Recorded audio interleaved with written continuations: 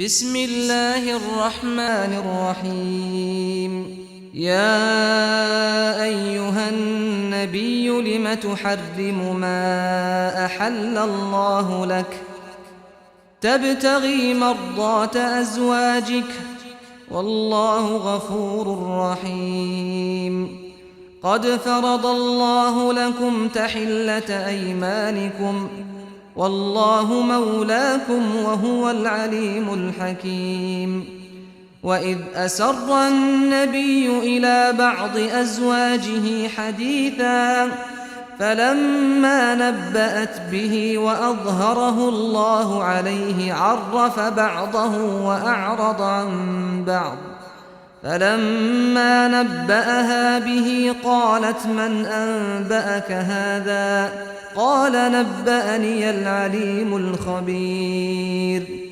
إن تتوبا إلى الله فقد صغت قلوبكما وإن تظاهرا عليه فإن الله هو مولاه وجبريل وصالح المؤمنين والملائكة بعد ذلك ظهير. عسى ربه إن طلقكن أن يبدله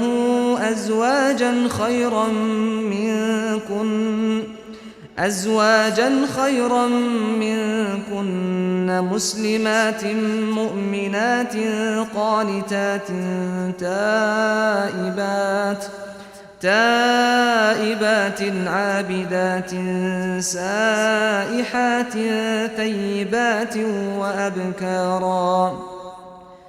يا أيها الذين آمنوا قوا أنفسكم وأهليكم نارا وقودها الناس والحجارة عليها ملائكة غلاظ شداد لا يعصون الله ما أمرهم ويفعلون ما يؤمرون. يا أيها الذين كفروا لا تعتذروا اليوم إنما تجزون ما كنتم تعملون. يا أيها الذين آمنوا توبوا إلى الله توبة نصوحا عسى ربكم أن يكفر عنكم سيئاتكم ويدخلكم جنات تجري من تحتها الأنهار يوم لا يخزي الله النبي والذين آمنوا معه نورهم يسعى بين أيديهم وبأيمانهم يقولون ربنا أتمم لنا نورنا واغفر لنا إنك على كل شيء قدير. يا أيها النبي جاهد الكفار والمنافقين واغلظ عليهم ومأواهم جهنم وبئس المصير.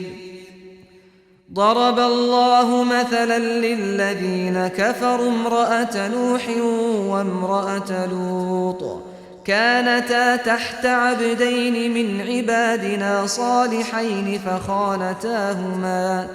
فخانتاهما فلم يغنيا عنهما من الله شيئا وقيل ادخلا النار مع الداخلين. وضرب الله مثلا للذين آمنوا امرأة فرعون إذ قالت رب ابن لي عندك بيتا في الجنة ونجني من فرعون وعمله ونجني من القوم الظالمين. ومريم ابنة عمران التي أحصنت فرجها فنفخنا فيه من روحنا وصدقت بكلمات ربها وكتبه وكانت من القانتين.